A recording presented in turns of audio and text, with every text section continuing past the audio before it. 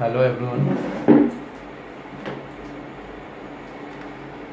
Last class में हम लोग डिस्कस किए थे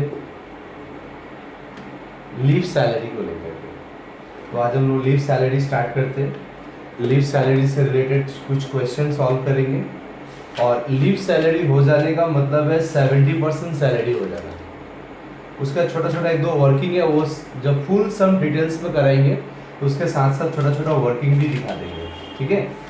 लीव सैलरी बहुत रेयर है, एग्जाम में बहुत कम ही देता है, फिर भी अगर दे दिया तो फिर पूरा क्वेश्चन सॉल्व नहीं कर पाएगा। 18 मार्क्स का क्वेश्चन होता है।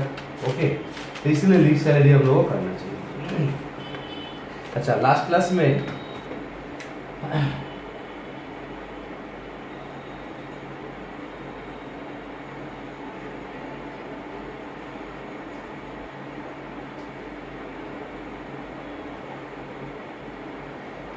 में हम लोग डिस्कस किए थे लीव सैलरी का फॉर्मेट के बारे में। तो हम बता दिए थे लीव सैलरी क्या होता है, कैसे कैलकुलेशन तो अभी बताएंगे। ओके, हम लोग को जो लीव मिलता है, अगर लीव को हम लोग यूज नहीं करते हैं, लीव को हम लोग बचा लेता, तो उसके बदले कंपनी की तरफ से, एम्प्लॉयर की तरफ से सैलरी मिलेगा, उसको हम लोग क्या बोलेंगे, लीव सैलरी। ओके, तो लीव सैलरी दो टाइप का होता है। फर्स्ट, अगर हम लोग एवरी ईयर लीव सैलरी हम लोग ले रहे हैं, मतलब हर साल जो छुट्टी बच रहा है उसका पैसा उसी साल का एंडिंग में हम लोग जोड़ के ले लेते हैं, उसको हम लोग बोलते हैं लीव सैलरी बिफोर रिटायरमेंट, मतलब एवरी ईयर वो ले रहे हैं।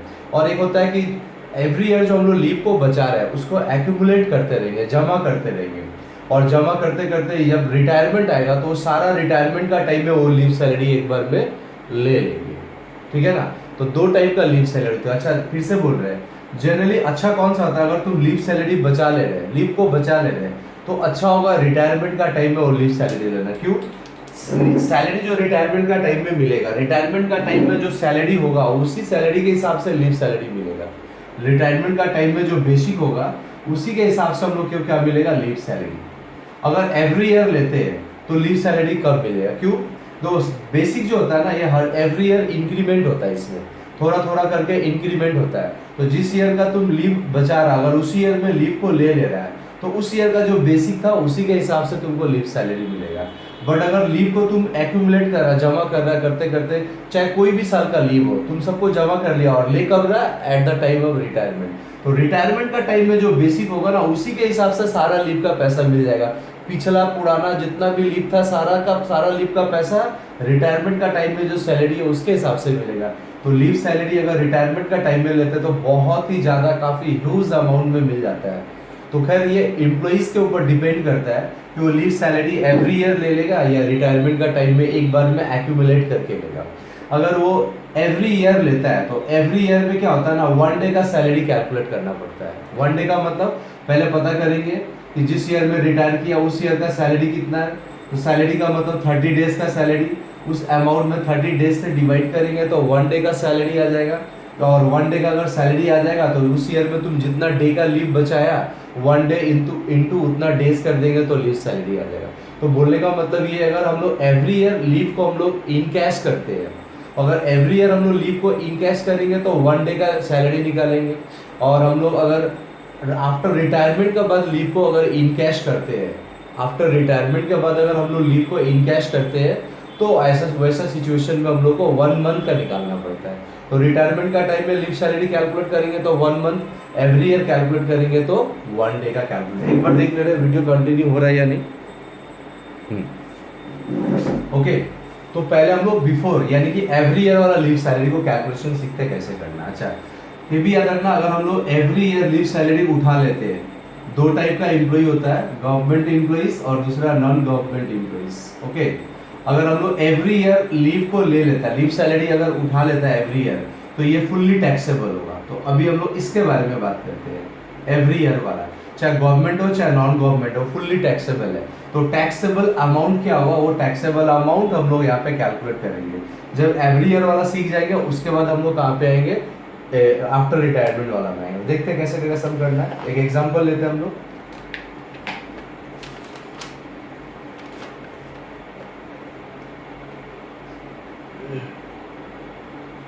जो यहाँ क्वेश्चन दिया है, calculate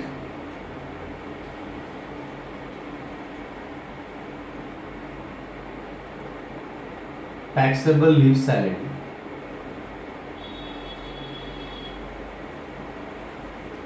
calculate taxable leave salary from the following.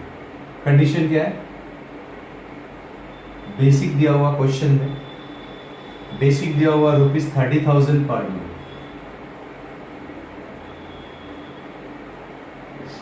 Basic ₹30,000 per month, DA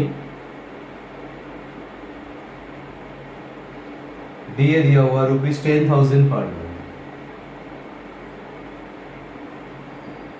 DA ₹10,000 per month, और यहाँ पे ब्रैकेट में दिया हुआ 60% फॉर्मिंग पार्ट.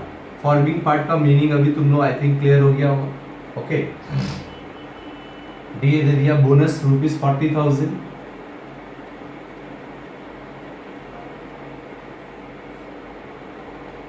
फी ₹60,000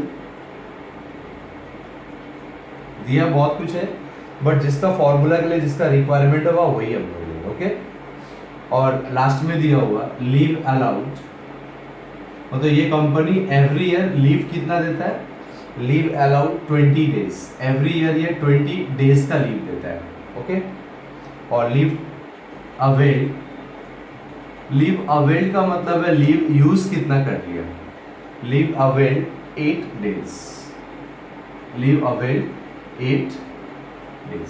थोड़ा सा यहाँ देखना तुम लोग, कंपनी लीव दिया पूरा साल में 20 डेज, और ये लोग लीव यूज किया कितना? 8 डेज. तो हम लोग ना एक चीज निकाल सकते हैं, हम सॉल्यूशन भी साथ ही साथ दिखा दे रहा है. सबसे पहले जब एवरी ईयर का हम लोग जब कैलकुलेशन करेंगे ना, मतलब हर साल का लीव उसी साल में अगर ले लेंगे, तो एवरी ईयर का जब हम लोग लीव सैलरी कैलकुलेट करेंगे, तो सबसे पहले हम लोग हमेशा है ना ये कैलकुलेट करना लीव सेव कितना कर रहा है. लीव सेव, लीव सेव का फॉर्मूला क्या है? Leave allowed minus leave availed. Leave allow हुआ था 20 डेज माइनस लीव अवेल्ड हो रहा है मेरा 8 डेज. तो अगर माइनस करते हैं तो हम लीव सेव कितना आ रहा है? 12 डेज, यानी कि 12 दिन का लीव हम लोग सेव कर ले रहे हैं. तो ये जो 12, कोई भी ईयर में 20 डेज का लीव मिला था और उस ईयर में 8 डेज हम लोग लीव ले लिया, यानी कि 12 डेज का लीव बच गया था, लेकिन उसके बदले हम लोग काम किया था ऑफिस में जाकर के. तो ये 12 डेज लीव का हम लोग क्या मिलेगा? पैसा मिलेगा. इसी को हम लोग बोलते हैं लीव सैलरी. और ये फुल्ली टैक्सेबल है. क्यों फुल्ली टैक्सेबल है? क्योंकि हम लोग एवरी ईयर लीव का कैलकुलेशन कर रहे हैं. और आफ्टर रिटायरमेंट वाला क्वेश्चन में बता देगा मिस्टर XYZ ABCD जो भी है retired on this month this date, वो मेंशन कर देता है. ओके, तो 12 डेज का लीव सैलरी कितना होगा वो कैलकुलेट करना है. तो 12 डेज का लीव सैलरी जानने से पहले हम लोग पहले 1 मंथ का लीव सैलरी निकालेंगे, फिर 1 डे का सैलरी निकालेंगे, और 1 डे को 12 से इंटू कर देंगे तो आ जाएगा. तो पहले हम लोग देखते हैं मंथली सैलरी इक्वल्स टू, इसका कोई फॉर्मेट नहीं है. एवरी ईयर अगर हम लोग लीव का पैसा लेते हैं तो इसका कोई फॉर्मेट नहीं है. ओके, मंथली सैलरी इसका फॉर्मूला है बेसिक प्लस डीए ब्रैकेट में forming part, basic plus DA plus forming part. Okay, plus commission on turnover, commission on percentage. ये 3 ही फॉर्मूला में, बस 3 है. जितना चाहिए फॉर्मूला में उतना ही लेना है, उससे ज्यादा भी नहीं लेना. ठीक है, तो बेसिक हम लोगों का कितना दिया हुआ है पर ये पर मंथली सैलरी है, मतलब बेसिक कितना चल रहा था? 30,000. डीए फॉर्मिंग पार्ट लेना, ऐसा तो डीए पर मंथ है 10,000, और 10,000 का 60% फॉर्मिंग पार्ट है, तो 10,000 का 60% कितना आएगा? 6,000. और इस क्वेश्चन में कमीशन ऑन टर्नओवर दिया हुआ नहीं है, तो आगे हम लोग को मंथली सैलरी कितना? 36,000. एक महीने का सैलरी 36,000 है. अभी हम लोग 1 डे का सैलरी निकाल ले रहे हैं. 1 डे सैलरी हम लोग ऑन एन एवरेज 36,000 में 30 से डिवाइड दे देंगे.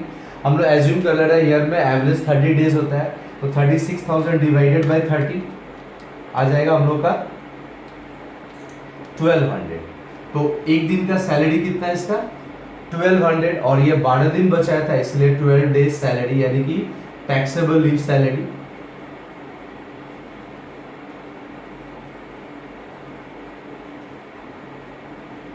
₹1200 into 12 रुपीज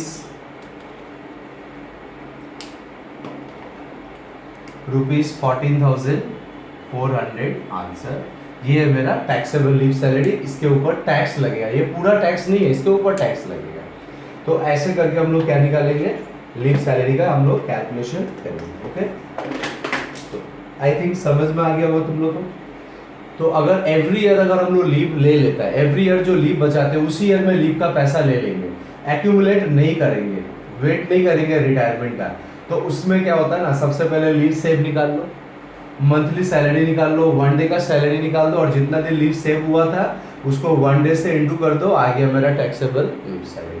तो ये इजी है, इसका कोई फॉर्मेट भी नहीं होता है, सिंपल में है। ओके चलो,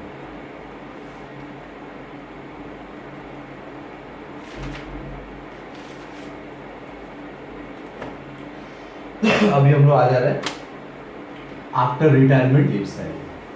अगर हम लोग रिटायरमेंट के बाद लीव सैलरी लेते हैं, रिटायरमेंट हो गया और रिटायरमेंट तक जितना भी हम लोग लीव को एक्यूमुलेट किया था, लीव को जितना भी जमा किया था, उसका ऊपर जो सैलरी मिलेगा उसको हम लोग बोलेंगे एक्यूमुलेटेड, सॉरी क्या, टैक्सेबल लीव सैलरी। तो देखते हैं कैसे आता है। अभी हम लोग आ जा रहे हैं रिटायरमेंट वाला लीव सैलरी हम लोग अब निकालने स्टार्ट कर रहे हैं। अभी जो इसके पहले किया था वो बिफोर रिटायरमेंट, मतलब हर साल उठा ले रहा था। ओके, तो अभी रिटायरमेंट वाला कर रहे हैं, ध्यान रखना। अच्छा, रिटायरमेंट वाला लीव सैलरी में दो टाइप का एम्प्लॉइज है, गवर्नमेंट एम्प्लॉइज, ये फुल्ली एग्जेम्प्टेड है। अगर हम लोग रिटायरमेंट के बाद लीव सैलरी उठाते हैं, अगर गवर्नमेंट एम्प्लॉइज है तो उस पर कोई टैक्स नहीं लगेगा, पूरा का पूरा पैसा वाइट बनी है, उसको इनकम फ्रॉम सैलरी पे लेंगे नहीं, वो पूरा पैसा घर लेके जा सकते हैं। प्राइवेट या नॉन गवर्नमेंट अगर एम्प्लॉइज है तो उस पर टैक्स लगेगा, वो भी किस हिसाब से, फॉर्मेट के हिसाब से टैक्स लगेगा। तो ये अभी हम लोग सीखने जा रहे हैं कि हम लोग आफ्टर रिटायरमेंट में नॉन गवर्नमेंट एम्प्लॉय का लीव सैलरी कैसे कैलकुलेट करते हैं। ओके, फॉर्मेट दिया हुआ तुम लोग देखते रहना, क्वेश्चन देखो। अच्छा, मिस्टर एक्स रिटायर्ड ऑन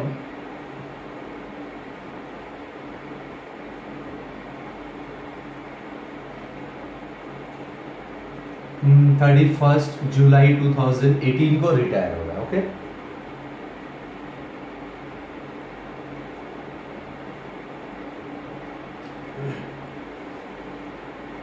ठीक है,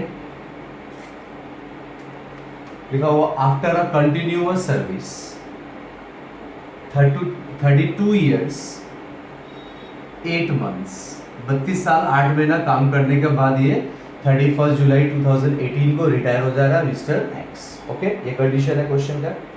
अच्छा, बेसिक सैलरी रिटायरमेंट का टाइम में था इसका, रिटायरमेंट का टाइम में इसका बेसिक था 30,000 per month, DA 10,000 per month, वही वाला क्वेश्चन है। 60% फॉर्मिंग पार्ट, बोनस थोड़ा DA हो गया, bonus 25,000,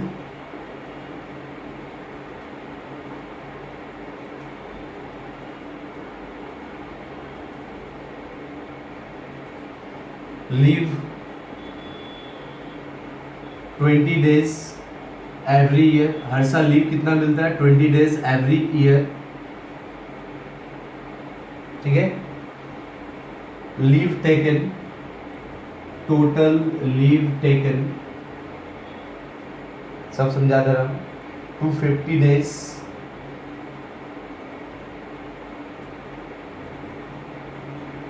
and leave salary received, leave salary received, leave salary received, leave salary received, leave salary received है ₹4,50,000। इसको रिटायरमेंट का टाइम में 4.5 लाख लीव सैलरी मिला था, रिटायरमेंट का टाइम में 4.5 लाख, मतलब पूरा लाइफ टाइम ये लीव को जमा किया, और जमा करते करते रिटायरमेंट का टाइम में एक बार में लीव सैलरी कितना मिला इसको, 4.5 लाख। तो ये 4.5 लाख पे कितना टैक्स लगेगा, कितना छूट हो जाएगा, उसके लिए हम लोग फॉर्मेट को यूज करें। क्वेश्चन समझ में आ रहा है। मिस्टर एक्स रिटायर कर रहा 31 जुलाई को, 32 ईयर्स 8 मंथ्स काम किया था, बेसिक सैलरी रिटायरमेंट का टाइम में 30,000 है, बोनस है, DA है, सॉरी ये DA था, बोलना भूल गए, ये DA रिटायरमेंट का टाइम है 10,000 पर मंथ, 60% फॉर्मिंग पार्ट है, इसके अलावा इसको बोनस भी मिला, लीव मिलता था एवरी ईयर 20 डेज, और अभी तक पूरा 32 साल 8 महीना जो काम किया, पूरा 32 साल में 250 लीव ले चुका है ये, हर साल 20 डेज लीव मिलता है, और टोटल लीव 250 ये अभी तक ले चुका है। तो एक काम करते हैं, सॉल्यूशन स्टार्ट करने से पहले ना हम लोग लीव सेव निकाल लेते हैं, सबसे अच्छा रहेगा लीव सेव। बाद में देखें क्या करना है। इसको एवरी ईयर लीव कितना मिल रहा है 20 डेज, और ये काम कितना साल किया था 32 ईयर्स 8 मंथ। इसमें हमेशा ईयर को लेते हैं, मंथ्स को इग्नोर कर देना। तो 32 ईयर्स काम किया था, हर साल 20 दिन का लीव मिलता था। तो टोटल इसको लीव कितना मिला, जो भी आएगा उससे माइनस कर देंगे हम लोग लीव टेकन कितना है 250 डेज।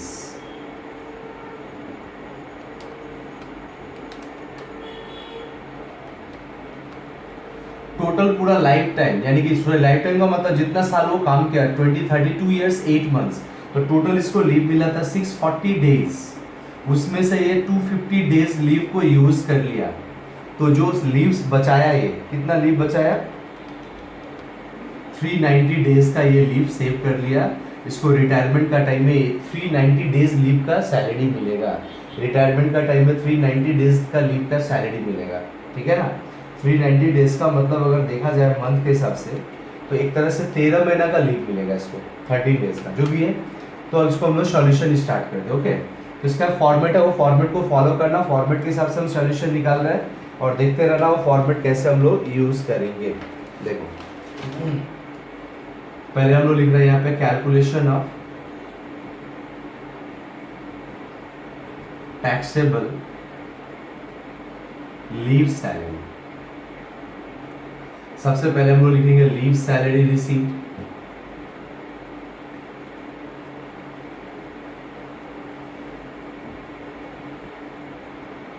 लीव सैलरी रिसीव्ड कितना हो रहा है 4,50,000। ये नॉन गवर्नमेंट एम्प्लॉइज है, आफ्टर रिटायरमेंट लीव ले रहा है, तो ये टैक्सेबल नहीं है, इस पर टैक्स लगेगा। सॉरी, ये टैक्सेबल है, इस पर टैक्स लगेगा, बट पूरा अमाउंट पर टैक्स नहीं लगता, कुछ एग्जेम्पशन के बाद। तो वो एग्जेम्पशन क्या है वो अभी हम लोग सीखेंगे। Less exemption under section 10A article 2। एक बार चेक कर ले रहे सही है या नहीं, सही है। लिस्ट ऑफ द फॉलोइंग, ये जरूर लिखना, list of the following. Format के बारे में लास्ट क्लास में भी हम लोग डिस्कस किए थे, अच्छी तरह से याद होगा तुम लोगों को। इसमें 4 पॉइंट आता है, ग्रेचुटी में एचआरए में 3 आता है, बट यहाँ पे 4 आता है। पहला तो है actual leave salary received. Actual leave salary received actual में यही आ जाएगा ₹4,50,000, ब्रैकेट में रखते हैं इसको। नंबर 2 में, नंबर 2 का फॉर्मूला हम बता दे रहे क्या है, सिंपल में लिखना है। नंबर 2 का average monthly salary into leave save. Average monthly salary into leave save, तो वो फॉर्मूला में लिखा हुआ है leave earn minus leave availed, मतलब लीव जितना मिला उससे लीव जितना यूज किया माइनस कर देंगे तो सेव आएगा, एक ही बात है। तो ये फॉर्मूला जो था ना, वो formula leave allowed minus leave availed, यही यहाँ पे आ गया, ठीक है ना। यहाँ पर लिखा हुआ ना लीव अर्न, मतलब जितना लीव मिलता था और जितना लीव यूज कर लिया उसको माइनस करके जो बचेगा वही होगा लीव सेव। हम शॉर्टकट फॉर्मूला में लिख दिया, इसको हम बाद में ले रहे। नंबर 3 में आएगा तुम्हारा 10 month salary, 10 month salary working से आ जाएगा। और नंबर 4 मैक्सिमम लिमिट, यहाँ भी मैक्सिमम लिमिट होता है। यहाँ पे मैक्सिमम लिमिट है ₹3 लाख, फिक्स्ड है ये 3 लाख। जो सबसे कम आएगा स्टार में 1 2 3 4 में, वही यहाँ से लेस होगा, और लेस करके जो बचेगा वही होगा मेरा टैक्सेबल लीव सैलरी। ओके, अभी हम लोग पॉइंट 2 और 3 को सॉल्व करते हैं। उसके लिए वर्किंग का जरूरत पड़ेगा, वर्किंग हम ऊपर में कर ले रहे हैं, बस इतना याद रखना लीव से 390 डेज आया था।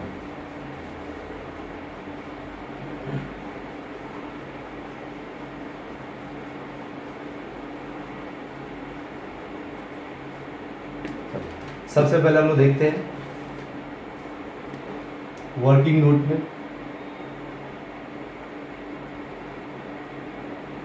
ठीक है।